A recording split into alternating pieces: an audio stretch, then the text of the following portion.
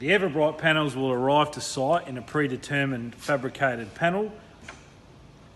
There are either the plastic locking bar or the aluminium locking bar, or a combination of both. So the first panel will be lifted from the pack and placed onto the roof with the red tape backing removed.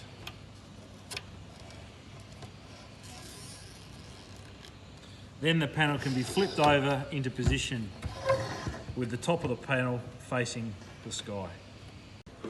The panel will have this small drip nose at the low end of the roof. That allows the water runoff into your gutter.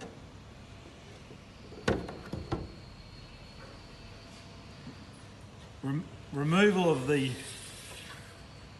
plastic locking bar is the first step. By using the screw and clamp washers provided, simply position the washer onto the first rib and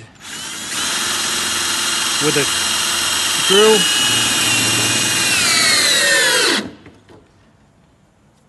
position that like so. The second panel is then lifted into position with the red tape removed, flipped over and then joined alongside of the first panel, making sure the ends align. From this side of the panel, remove this locking bar and insert it back into the join where the first two panels were positioned.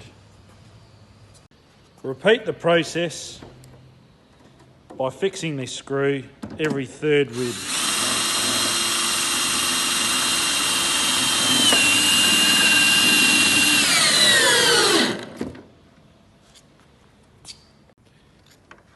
Continue to fix off the Everbright panel by fixing the same screw on every intersecting purlin, like so.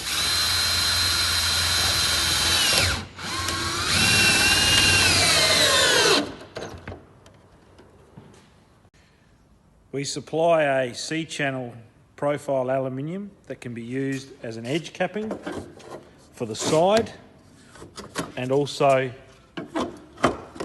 the high edge of the Everbright panel to finish it off neatly.